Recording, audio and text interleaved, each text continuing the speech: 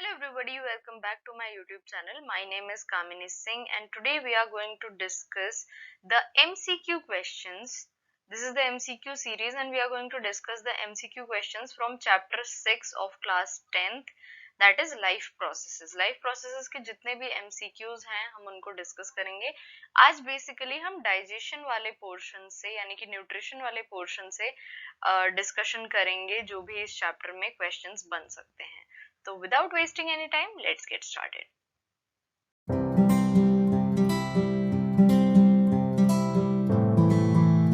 So the very first question is, which of the following is an example of autotrophs?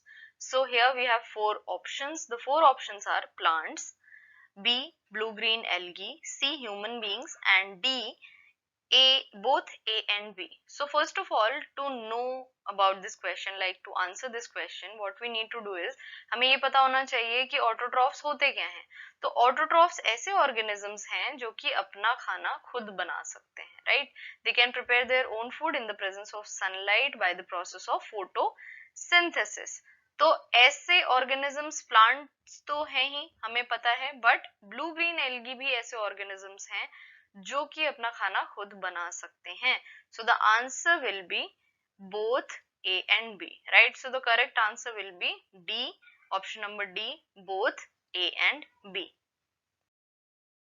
The second question is the autotrophic mode of nutrition requires. अभी हमने बात की कि autotrophs कौन कौन से हैं. अब ये जो मोड ऑफ न्यूट्रिशन है इसमें हमें किस किस चीज की जरूरत होती है, यानी कि हमने जो ऑर्गेनिजम्स अपना खाना स्वयं बना सकते हैं, खुद बना सकते हैं, उन्हें कौन कौन से रॉ मटेरियल्स की रिक्वायरमेंट होती है. So the options are water and CO2 यानी कि carbon dioxide, B chlorophyll, C sunlight and D all of the above. The question is very easy. You all know the answer. Sunlight तो हमने बोला बताया ही था अभी, right? कि in the presence of sunlight also water is required. Water is a raw material. CO2 is required and chlorophyll की presence में ही photosynthesis possible है, right? So the correct answer to this question is option number D, all of the above, that is water and CO2, chlorophyll and sunlight. The third question is, choose the correct option to complete the following equation, right? यहाँ पर एक equation दी हुई है. ये equation आप सभी जानते हैं किस चीज की है. ये फोटोसिंथेसिस की इक्वेशन है, राइट. तो इसे हमें पूरा करना है, इसे कंप्लीट करना है. यहाँ पर क्वेश्चन मार्क दिया हुआ है, इसकी जगह पर क्या आएगा ये हमें पता करना है. So the equation is 6CO2 plus 12H2O in the presence of chlorophyll as well as sunlight. It gives glucose, that is C6H12O6 plus what? And 6H2O. So the options are 6H2 यानी कि hydrogen gas, oxygen gas, carbon dioxide gas, या फिर इनमें से कोई भी नहीं, none of these.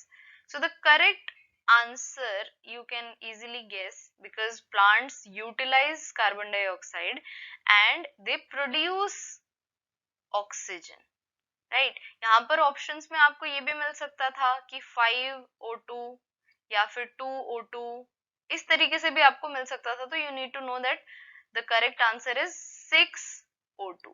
आप इक्वेशन को बैलेंस करके भी चेक कर सकते हैं कि कितने ऑक्सीजन मॉलिक्यूल्स प्रेजेंट है. अदरवाइज इस तरीके के अगर आपको ऑप्शन मिलते हैं तो आपको पता होना चाहिए कि जो प्रोड्यूस होगा फोटोसिंथेसिस में वो होगी oxygen gas, right. Fourth question is which of the following is not a life process. ये पूरा जो चैप्टर है, चैप्टर का जो हेडिंग है that is life processes, the important processes that are there to for the maintenance of our body. So which is not a life process? Options are nutrition, excretion, respiration and reproduction. So अगर आपको chapter की headings भी अच्छे से याद हैं तो आप ये क्वेश्चन का आंसर दे सकते हैं. We know that we have read about 4 life processes in this chapter. First is nutrition, right. Second is respiration, third is transportation and fourth one is excretion.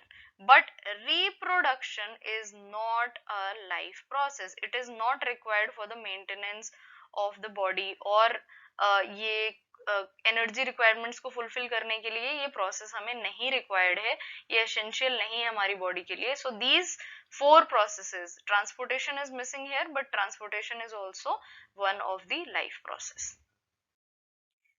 Fifth question is, which of the following helps in exchange of gases in plants? Very easy question, right? Options are phloem, stomata, xylem, or none of these. So we know that the part that helps in the exchange of gases is option number B, stomata. I hope आप लोग साथ साथ में answer दे रहे हैं और correct answer दे रहे हैं. अगर आपको आंसर्स नहीं आते हैं तो याद कर लीजिए इसको कि आंसर क्या होगा, राइट? आई होप ये बहुत ही इजी क्वेश्चन था. एक्सचेंज ऑफ गैसेस कहाँ पर होता है? तो स्टोमेटा में होता है, which is present in the leaves as well as in stem also, but mostly in leaves. Sixth question is, mode of nutrition in human beings is very controversial question. Like people often get confused. The mode of nutrition in human beings is, the options are autotrophic, heterotrophic, both A and B, or saprophytic. So first of all let us discuss ये होते क्या क्या हैं. Autotrophic यानी कि अपना खाना खुद बनाने वाले organisms in the presence of sunlight by the process of photosynthesis, right? Second is heterotrophic mode of nutrition, the organisms which are dependent upon plants or plant parts or other organisms which are autotrophs, like basically they are dependent on autotrophs for their nutrition. And last one is saprophytic. Saprophytic are the organisms which take their nutrition from the dead and decaying matter, right? One of the basic example is mushroom or all of the fungi you can say, and mushroom common एक example है जो कि आपको देखने को मिलेगा.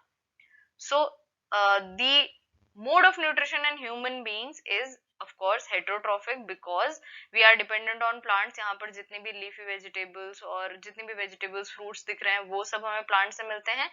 अगर आप non vegetarian food की भी बात करें, so basically if we talk about non vegetarian food, it comes from, for example it comes from cow, है ना? ये जो cheese वगैरह है, milk है, ये हमें cow से मिल रहा है. तो cow किस पर dependent है ultimately? प्लांट्स पर. तो वो भी एक तरह की डिपेंडेंस हो गई, like they are dependent upon the autotrophs ultimately and hence they are heterotrophic and we also are heterotrophic. Seventh question is, salivary amylase helps in the digestion of which of the following? Proteins, fats, starch or carbohydrates, or vitamins.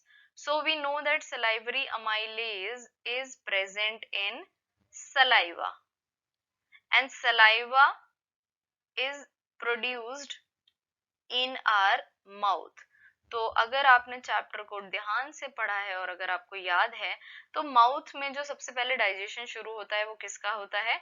C option, starch and carbohydrates का, जो कि हमें basically मिलती हैं bread, चपाती, potato, इन सब से, right? So salivary amylase is found in saliva and it helps in the digestion of starch and carbohydrates.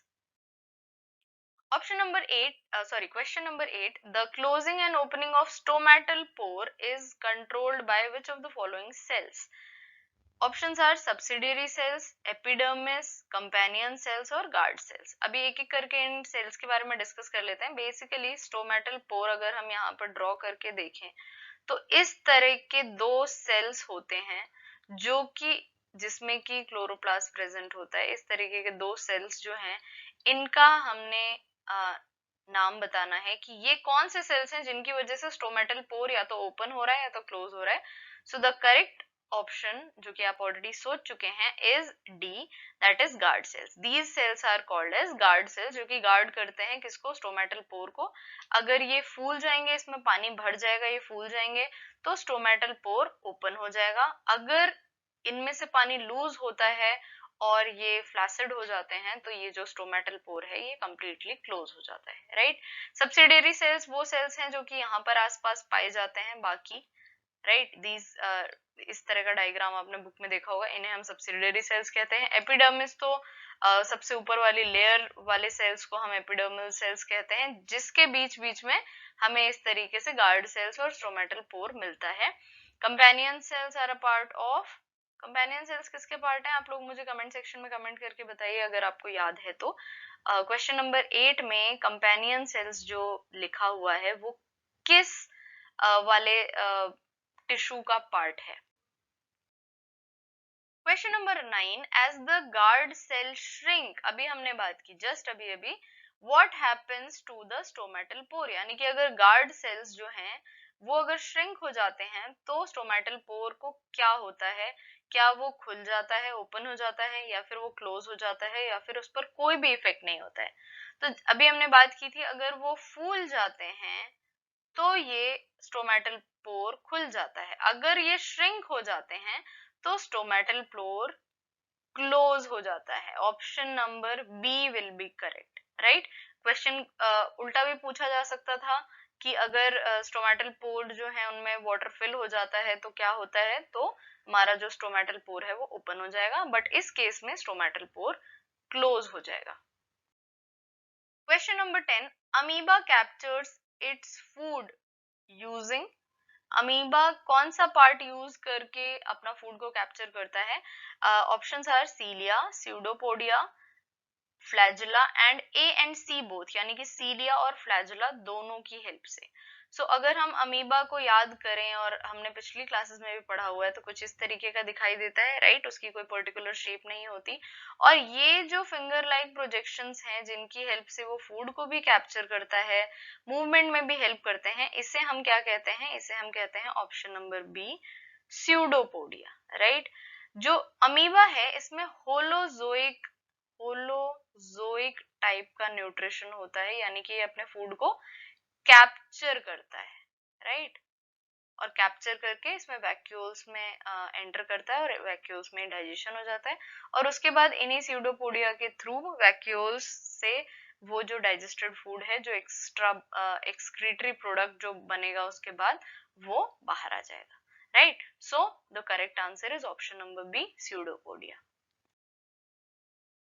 Question number 11, stomach contains which of the following enzymes, इनमें से कौन सा एंजाइम स्टमक में पाया जाता है? Options are, option number A salivary amylase, B pepsin, C HCl and D trypsin. तो अभी अभी हमने देखा था कि सलाइवरी अमाइलेज जो है वो हमें किस में मिलता है? सलाइवा में मिलता है, और सलाइवा हमारे माउथ में होता है, तो ये ऑप्शन तो बिल्कुल ही गलत है, ठीक है। बी है पेप्सिन, सी है एचसीएल। अब आप कहेंगे कि एचसीएल और पेप्सिन दोनों ही हमें स्टमक में मिलता है, बट यहाँ पर पूछा गया क्या है? एंजाइम के बारे में। एंजाइम क्या होते हैं? बेसिकली बायोलॉजिकल कैटलिस्ट होते हैं, जो कि हमारी जो रिएक्शंस हैं उसको फास्ट करने में हेल्प करते हैं, यानी कि उसको जल्दी से करवा देते हैं रिएक्शंस को। तो यहाँ पर करेक्ट ऑप्शन जो होगा वो होगा पेप्सिन। पेप्सिन एक ऐसा एंजाइम है जो कि स्टमक में पाया जाता है, right. Next question is gastric glands of stomach secrete which of the following, यानी कि gastric glands, stomach में कौन से glands पाए जाते हैं? gastric glands, ये question भी पूछा जा सकता है, right? ये कौन सी चीजें secrete करता है? So the options are pepsin, HCl, mucus या फिर all of the above. सोचिए, 10 सेकेंड का टाइम है आपके पास, सोचिए क्या क्या आंसर हो सकता है इसका। आई होप आपने सही आंसर गेस किया होगा। The correct answer is all of the above, क्योंकि जो स्टमक है उसके गैस्ट्रिक ग्लैंड्स जितने भी हैं उनमें से क्या क्या रिलीज होता है? पेप्सिन, यानी कि जो कि एक एंजाइम, अभी अभी हमने बात की थी। HCl भी रिलीज होता है और म्यूकस भी रिलीज होता है।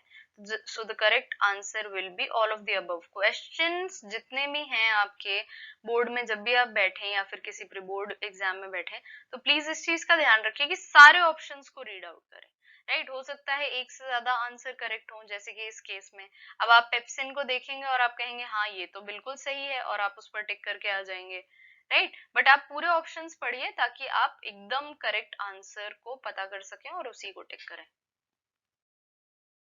13th question is pepsin helps in the digestion of which of the following, जो पेप्सिन हमें स्टमक में जो एंजाइम मिलता है वो किसके डाइजेशन में हेल्प करता है? First option is carbohydrate, proteins, fats और vitamins.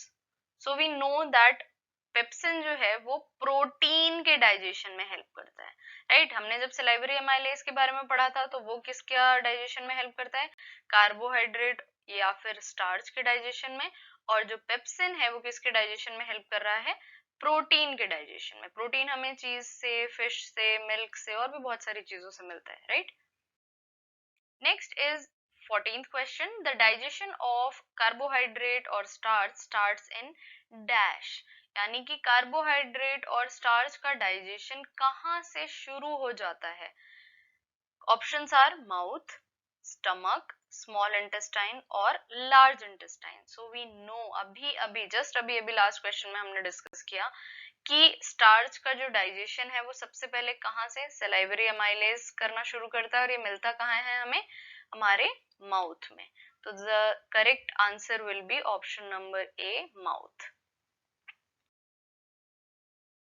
Question number 15 is digestion of protein starts in. अभी हमने देखा कि कार्बोहाइड्रेट का डाइजेशन कहाँ से शुरू होता है, अभी क्वेश्चन पूछा है कि डाइजेशन ऑफ प्रोटीन कहाँ से स्टार्ट होता है। Option number A, stomach, mouth, small intestine and large intestine. तो अभी हमने देखा था कि जो पेप्सिन है वो किसके डाइजेशन में हेल्प करता है, that helps in the digestion of proteins, and pepsin is found in stomach. So the correct answer will be option number A, stomach. 16th and the last question of today's video is small intestine of which of the following is longer, यानी कि इनमें से small intestine किसकी लंबी होगी। So the first option is herbivores, carnivores और same in both, यानी कि दोनों में ही same length की small intestine मिलेगी। तो आपके चैप्टर में जहां पर न्यूट्रिशन दिया हुआ है वहां पर बीच में क्लियरली मेंशन्ड है that the small intestine of herbivores, यानी कि ऑप्शन नंबर ए करेक्ट है, herbivores is longer because they have to digest cellulose which is harder to digest, और उसके लिए उन्हें एक लंबी स्मॉल इंटेस्टाइन चाहिए जहां पर डाइजेशन और एब्जॉर्प्शन का प्रोसेस होता है, इन कंपैरिजन टू कार्निवोर्स जिनको सेल्यूलोस को नहीं डाइजेस्ट करना होता, राइट। यहाँ पर सेल्यूलोज जो है वो बहुत हार्ड होता है डाइजेस्ट करने के लिए, जो कि प्लांट्स या फिर प्लांट बेस्ड प्रोडक्ट्स या फिर प्लांट पार्ट्स में मिलता है, राइट, जो कि हर्बीवोर्स खाते हैं। आपको ये तो पता ही होना चाहिए अब तक कि हर्बीवोर्स वे होते हैं जो कि प्लांट और प्लांट प्रोडक्ट्स खाते हैं, और कार्निवोर्स वो होते हैं जो कि दूसरे एनिमल्स को या फिर मीट को खाते हैं, राइट। सो आई होप आपको आज की वीडियो समझ में आई होगी। वीडियो बहुत ज्यादा लंबी हो जाती, इसीलिए न्यूट्रिशन वाला जो पोर्शन है उसको भी हम 2 वीडियोस में कवर करेंगे। ये पार्ट 1 हो गया, अभी पार्ट 2 जो आएगा उसमें हम बाकी के एमसीक्यूज को डिस्कस करेंगे, और आपके जो सैंपल पेपर्स के क्वेश्चन हैं उसको भी हम नेक्स्ट वीडियो में डिस्कस करेंगे, जो कि इस चैप्टर से रिलेटेड है या फिर इस टॉपिक से रिलेटेड है, यानी कि न्यूट्रिशन से रिलेटेड है। सो आई होप आपको आज की वीडियो पसंद आई।